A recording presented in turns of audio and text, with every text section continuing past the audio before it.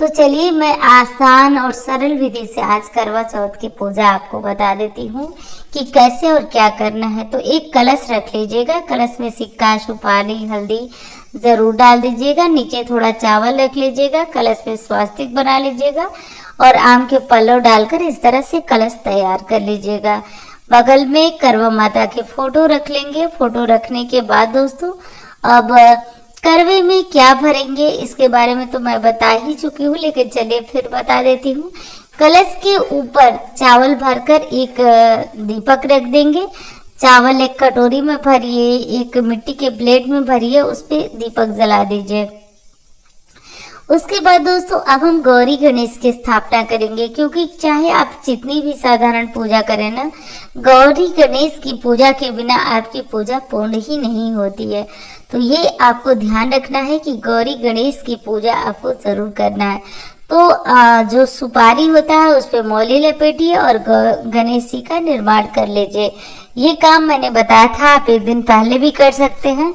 और उसके बाद पाउडर वाली हल्दी होती है, उसमें जल मिला लीजिए, उनको गूंथ करके गौरी माता बना लिया जाता है। तो ये देखिए हमारी गौरी गणेश तैयार हो चुके हैं। अब उसके बाद हम भरेंगे करवा। तो करवे में कुछ स्थानों पे जो है वो पोहा भरा जाता है, खील भरा जाता है और हमारे यहाँ सूखे फल भरे जाते हैं। तो एक करवे में हम भरेंगे जल, जो कि गंगा जल मिश्रित जल है। तो एक करवे में आप जल भर दीजिएगा जो गंगा जल मिश्रित है। इसी करवे को, इसको छूना नहीं है, मतलब फेरने के बाद इसको वहीं पूजा में रख दीजिए। जब चंद्र उदय हो जाए तो आप ले जाकर के चंद्रमा को अर्घ देंगे। सबसे पहले दोस्तों हम जो है वो भगवान का आह्वान करेंगे। आह्वान करने का मतलब हाथ में जल फूल लेकर के भगवान को स्मरण करके याद करेंगे कि आप करवा चौथ का व्रत कर रहे हैं। तो ऐसा सोच बोलते हुए भगवान को जो है आह्वान करेंगे।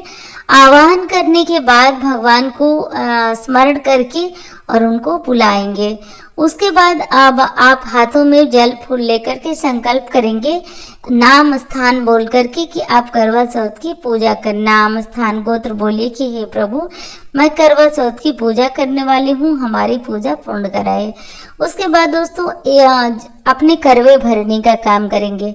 तो पहले करवे में हम गंगा जी मिश्रित जो जल है वो जल भरेंगे और उस दूसरे करवे में हम सूखे फल भरेंगे या फिर खील, बतासे, मेवे जो भरे जाते हैं बस भर लीजिएगा।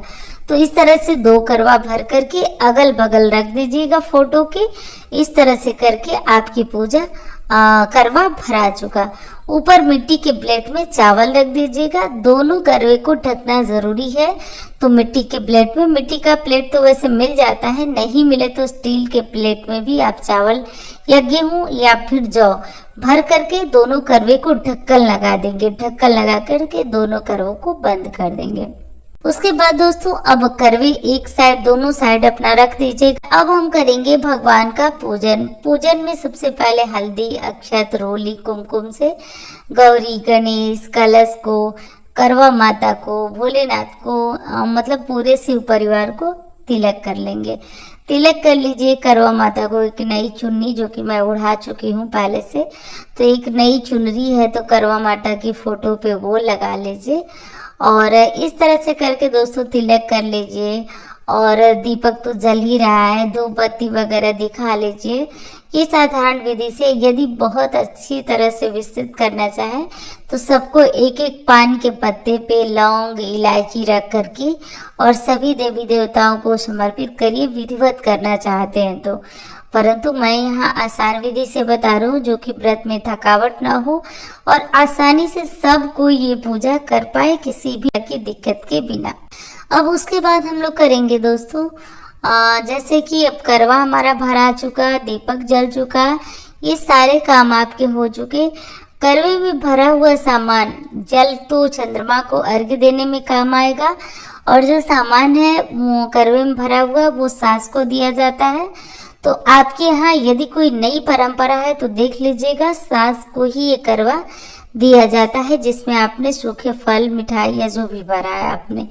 तो ये देख लीजिएगा, अपनी परंपरा जो अपने घर परिवार की होगी उसको जरूर निर्वाह कर लीजिएगा। जो करवा माता को भर चुके हैं वो करवा माता को करवा कैसे फेरते हैं, क्योंकि हर कोई अकेले पूजन करता है। सिंदूर भी जरूर लगा दीजिएगा। कुंवारी लड़कियां पूजा कर रही हैं तो सिंदूर आप लोग मत लगाइएगा। तो करवा कैसे फेरा जाता है, क्योंकि ये बहुत कंफ्यूजन वाला विषय है कि करवा बदले कैसे, हम अकेले पूजन करते हैं। तो देखिए, करवा बदलने की रीति है कि दाएं का करवा बाएं, बाएं का करवा दाएं होता है। तो ये हम खुद से जो है कर लेते हैं। 7 बार ये प्रक्रिया की जाती है। तो अभी मैं आपको करके दिखाने वाली हूँ। दूसरी प्रक्रिया है कि हम फोटो से 7 बार स्पर्श करा करके, जो फोटो होता है उस पर करवा या पार्वती माता बनी हुई होती है। और हाँ दोस्तों, इस पूजा में सुहाग सामग्री चढ़ती है, जिसमें एक साड़ी होती है। साड़ी नहीं मिल रही है तो ब्लाउज के पीस या जो भी रखिए, क्योंकि इसके बाद ये सास को दिया जाता है। तो जैसे व्यवस्था है तो देखिए, अच्छे से अच्छी चीज देनी चाहिए। तो एक साड़ी तो जरूर रख लेना चाहिए। और नहीं हो पा रहा, एकदम से व्यवस्था नहीं है, तो एक पीस एक कपड़े के रूप में रख लीजिए। श्रृंगार सामग्री रख लीजिए। पूजा के बाद ये सास को दे दीजिएगा, सास यदि सुहागिन है तो, क्योंकि ये दान तो सुहागिन को ही दिया जाता है। और नहीं सुहागिन है तो आप अपनी सास के समान किसी भी बड़े को दे सकते हैं। करवी के ऊपर मीठा रखा जाता है। तो आपके यहाँ जो भी मीठा रखा जाता हो, बतासा या जो भी, तो वो रख लीजिएगा। हमारे यहाँ जो बाजार से आई हुई मिठाइयाँ होती है वही रखा जाता है। तो दोनों करवे पे मीठा रख देंगे। एक करवे का मीठा और जल चंद्रमा को चढ़ेगा। एक करवे का जो सामान है वो सास को दिया जाता है। और इसके बाद धूप दीप, जानते ही हैं पूजा का ये सब प्रोसेस है। तो ये सब आपको अवश्य कर लेना है। धूप दिखा दीजिए, दीपक दिखा दीजिए, सब कुछ कर लीजिएगा। इसके बाद दोस्तों, अब आप देखेंगे कि आप पायल और बिछुआ यदि आप रखे हैं तो आप ये करवा माता को फिर आज के दिन ये जरूर समर्पित कर लीजिएगा यदि है तो, क्योंकि बिछुआ ना सुहाग का बहुत बड़ा प्रतीक माना जाता है। तो बिछुआ आप चढ़ा दीजिए। दान करना हो तो दान भी कर सकते हैं, क्योंकि बिछुआ का, सिंदूर का, ये सब दान बहुत महत्वपूर्ण माना जाता है। फूल है तो आप फूल चढ़ा दीजिए। फूल जो है कि जानते ही हैं कि पुष्प वगैरह के बिना तो हमारी पूजा अधूरी रहती है। मिल जाए तो चढ़ा दीजिए, क्योंकि साल में एक बार ये पूजा होती है। तो थोड़ा सा विधि विधान से कर लें तो ज्यादा अच्छा होता है।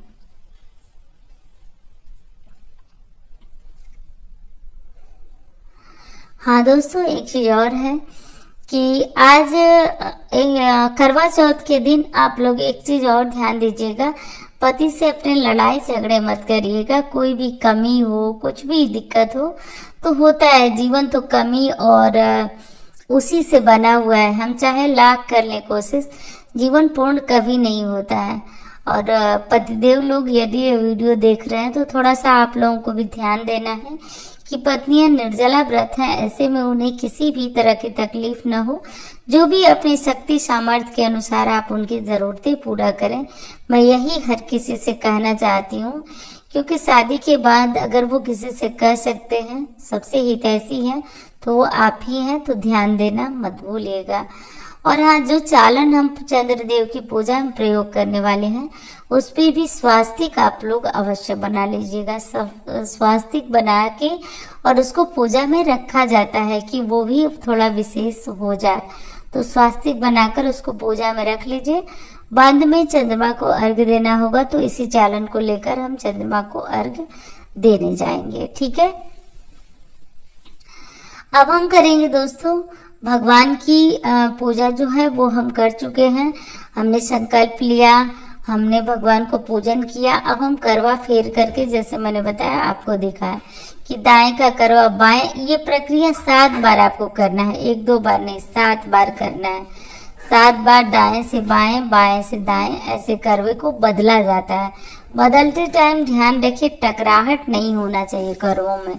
तो ये चीज आपको ध्यान रखना है, करवों में टकराहट बिल्कुल भी नहीं होनी चाहिए। और फोटो के पास ही करके 7 बार सावधानी के साथ इसको बदल दिया जाता है।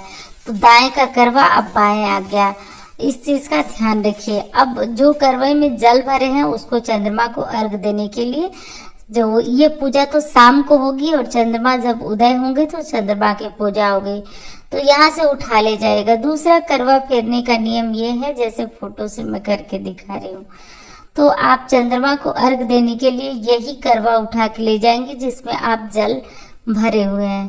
तो इस तरह से करते रहिए। और एक नारियल दोस्तों जरूर समर्पित कर दीजिएगा। पूजा पूर्ण हो जाए, सब कुछ हो जाए तो एक नारियल समर्पित किया जाता है, क्योंकि नारियल को श्रीफल पूर्ण फल माना जाता है कि इसको समर्पित अवश्य किया जाता है। तो इसको करवा माता को पूजा में समर्पित किया जाता है। बाद में इसे तोड़ करके आप खुद परिवार सहित प्रसाद इसका ग्रहण कर सकते हैं। तो इस तरह से कर लिया जाता है।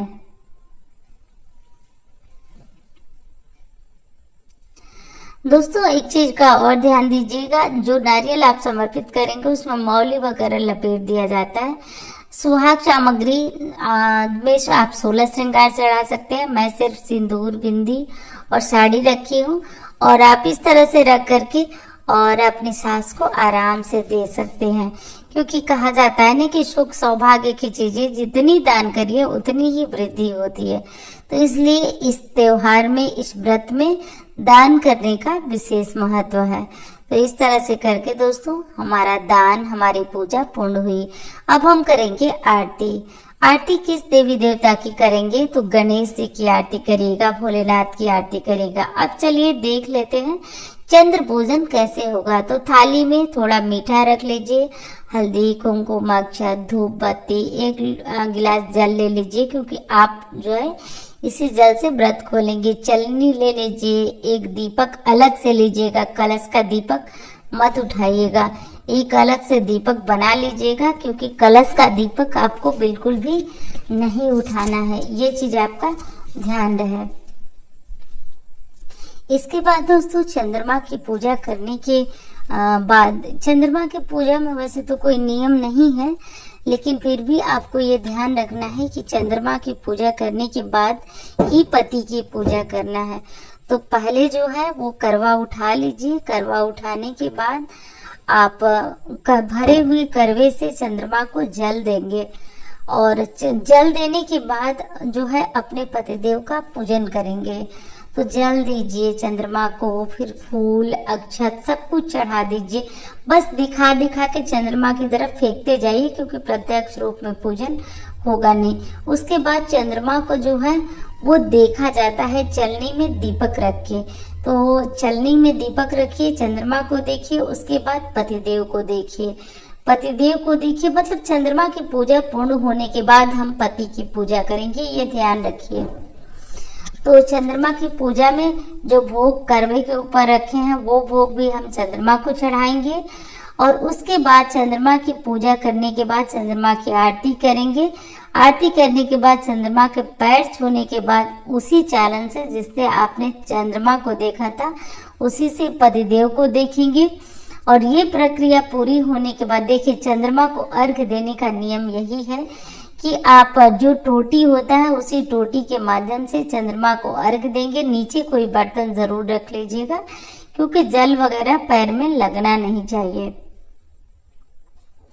तो इस तरह से करके दोस्तों चंद्रमा को अर्घ दे करके और तब जा करके हम पहले अर्घ देंगे, उसके बाद तब चालन में उन्हें देखेंगे। ठीक है, इस तरह से करके हमारी पूजा पाठ जो है वो पूर्ण होता है। तो जब चंद्रमा की पूजा हो जाए तब अपने पति को देखिएगा, और थोड़ा सा रोली में पानी मिला करके और उसी से तिलक करिएगा। पतिदेव को तिलक करने के बाद तिलक पे चावल, अक्षत जो होते हैं उसको चिपकाना मत भूलिएगा। उसके बाद पति की आरती की जाती है, पैर छूकर उनका आशीर्वाद लिया जाता है। उसके बाद आशीर्वाद वगैरह आप ले चुके हैं, तो आशीर्वाद लेने के बाद आप पतिदेव की पूजा कर लिए, आशीर्वाद ले लिए। उसके बाद आप उनके हाथों से अपना व्रत आराम से एक गिलास जल से या फिर मीठा खा करके, आप अलग से जो मीठा मैं लेके गई हूँ उस मीठा से आप अपना व्रत तोड़ सकते हैं। इस प्रसाद से पति को भी प्रसाद दें, परिवार वालों को प्रसाद दें। इस तरह से करके आपका व्रत पूर्ण हुआ। तो उम्मीद करती हूँ दोस्तों कि आपको वीडियो बहुत पसंद आई होगी। बताइएगा ज़रूर, वीडियो अच्छी लगे, काम की लगे तो बताइएगा ज़रूर, और एक लाइक ज़रूर करिएगा। और इस तरह से करके मैं फिर दिखा रही हूँ कि देखिए चंद्रमा को देख लीजिएगा, और देखने के बाद अपने पति के दर्शन ज़रूर करिएगा। दर्शन करने के बाद अब पहले चंद्रमा का पूजन होगा, उसके बाद ही पति का पूजन होगा। तो ये स्टेप भूलिएगा नहीं। पति के पैर छूना मत भूलिएगा।